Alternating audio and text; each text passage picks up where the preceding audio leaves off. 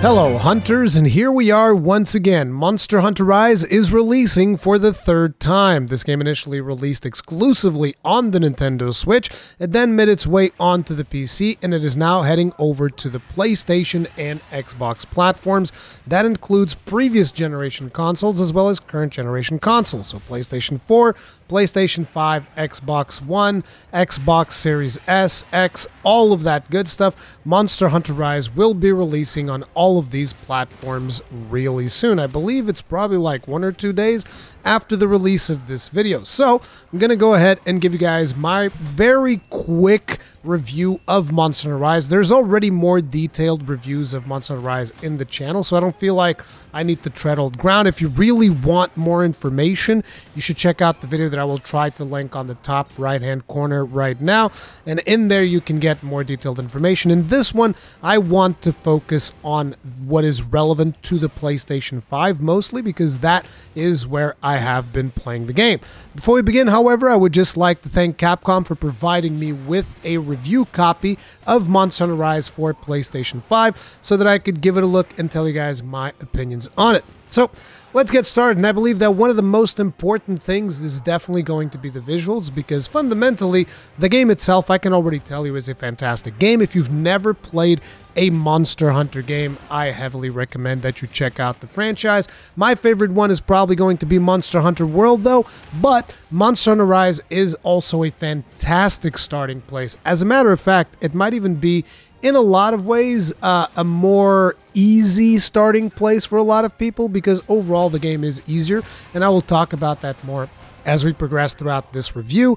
But, you know, it's just basically Monster Hunter is a franchise that I personally love a lot, so I am a little bit biased here, but fundamentally it is also a franchise that I would recommend to anybody that is curious about it. And if you've never played Monster Hunter Rise, I would highly recommend you check it out, because it is a very fun game. Now, let's get into the visuals. Now, I have a complaint here, and this is a complaint that I've made back when the game went towards the PC as well, and that is the fact that there are certain cinematics that are still at 30 FPS. As a matter of fact, most cinematics are running at 30 FPS, and it is quite jarring when you're playing the game at 60 FPS, and then you go into the cinematic for eating the food, or the cinematic for the intros of the monsters, or any story cinematic pretty much, and it is running at 30 FPS, and like I said, this is a complaint that I've made back on when I talked about it on PC, and it is a complaint that I'm going to be doing now when I talk about it on PlayStation 5, because it is something that still hasn't been addressed. However,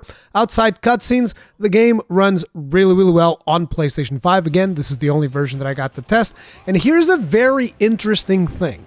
You know how a lot of video games, they basically have the whole thing about like, oh, you want a favorite graphics, you want a favorite performance, and depending on the option that you choose, they give you more visual fidelity at the cost of frame rate, or they give you better frame rate at the cost of visual fidelity. Well, in the case of Monster Hunter Rise on PS5, I was very surprised on the fact that you can basically tweak all of the same settings that we were tweaking on the PC. I was like, oh, this is, I haven't seen a whole lot of games do this on console. I don't think that this is a very common thing, but yeah, they just pretty much give you all of the options that you have on the PC, so you can go ahead and you can choose like the level of anti-aliasing that you want, you can choose the level of textures that you want, and all of that good stuff. I actually just had the thing running on favorite performance, and I was like, this looks pretty good.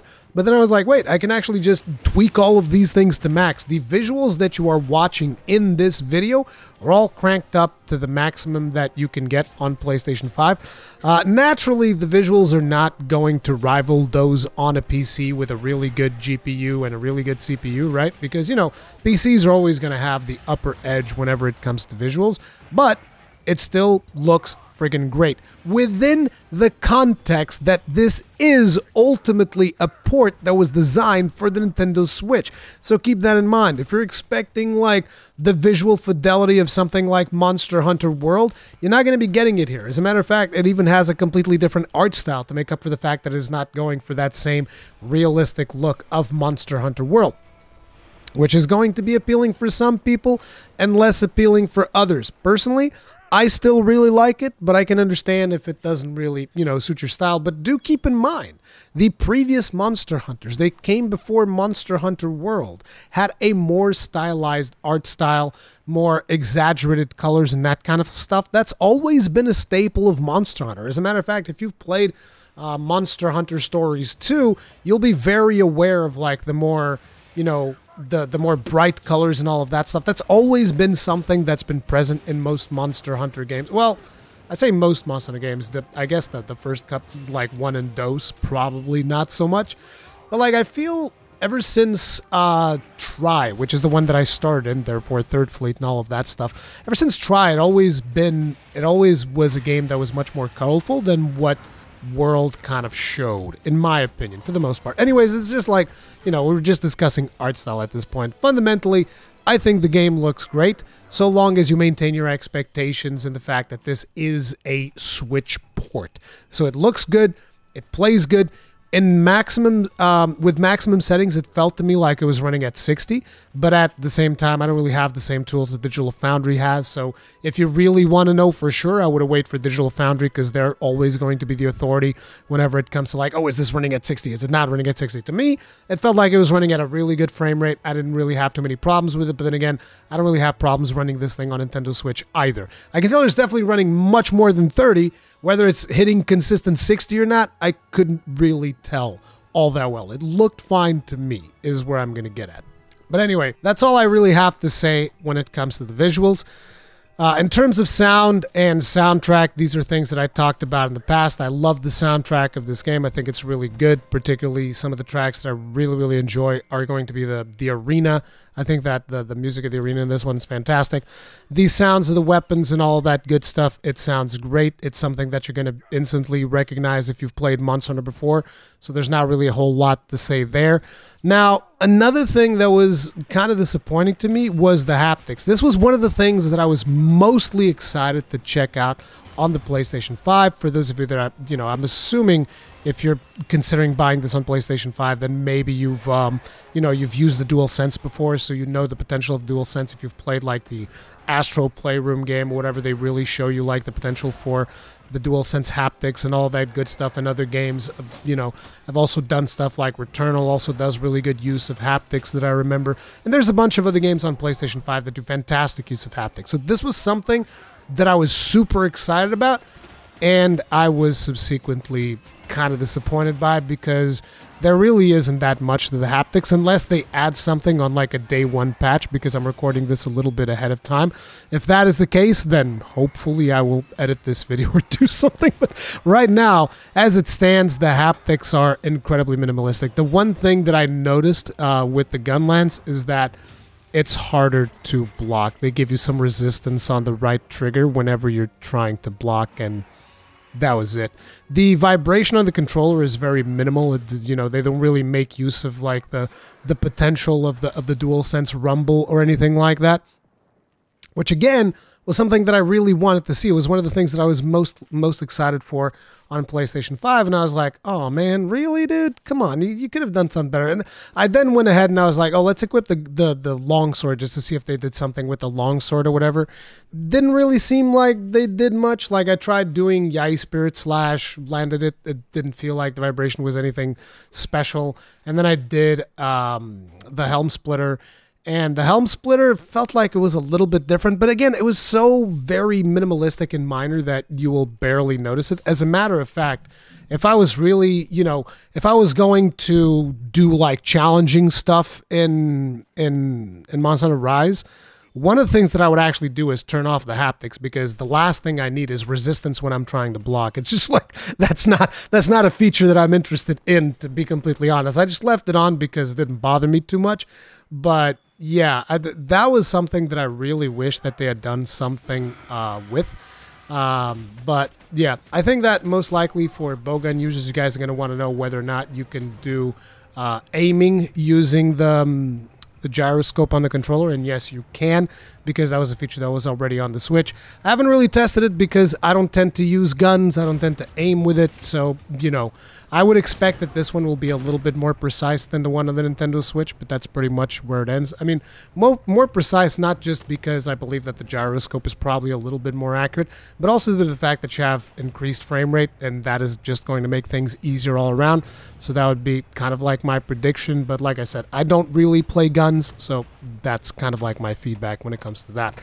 In terms of the gameplay itself, it is the gameplay of Monster Hunter Rise that, you know, if you've experienced it before, you know what it's like. For those of you that haven't experienced it, this feels like a much more fast-paced Monster Hunter experience. It's kind of like a more arcadey experience because you have like all of the wire bug moves, and which are called silk bind attacks or whatever, which really give you huge advantages in battle, which is something that I've been on the record of complaining a little bit about because it feels a little bit too arcadey. But if you think of it almost like a Monster Hunter that leans more towards Devil May Cry, that is kind of like what you can expect. It's a much more action-paced experience.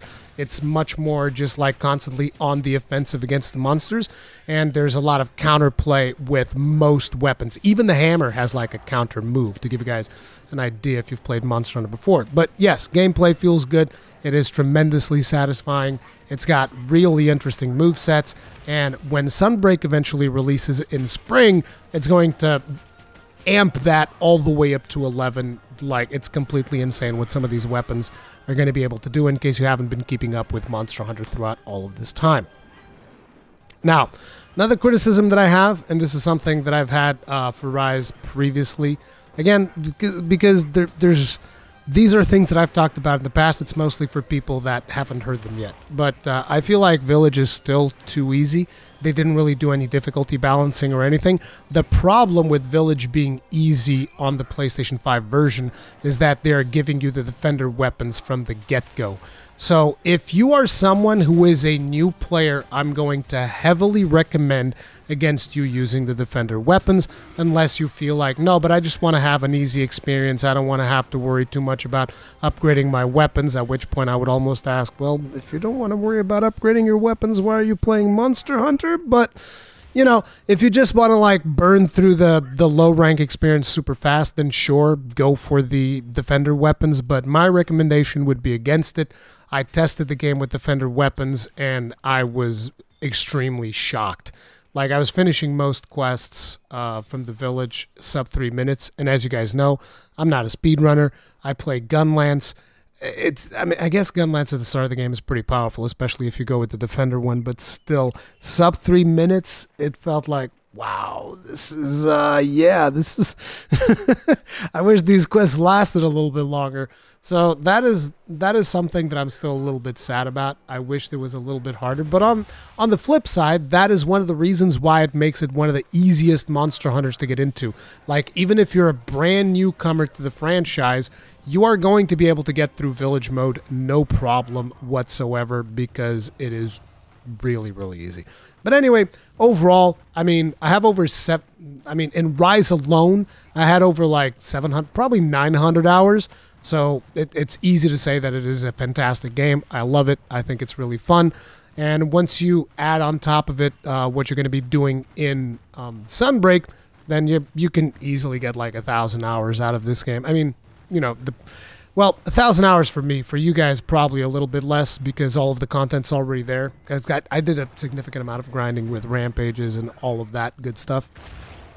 But yeah, I think it's really good. It is Rise, but for PlayStation and for Xbox platforms and all of that good stuff. And like I always say, I'm happy whenever a game that I like to play gets introduced into platforms that it wasn't previously present in. So naturally, I'm going to recommend it. But that is pretty much it for this video. If you guys enjoyed the video, if this was helpful for you in any way, then please leave a like. It really helps out. Thank you all very much for watching. I'll see you in the next one. Stay strong, stay safe, and happy hunting. Peace out.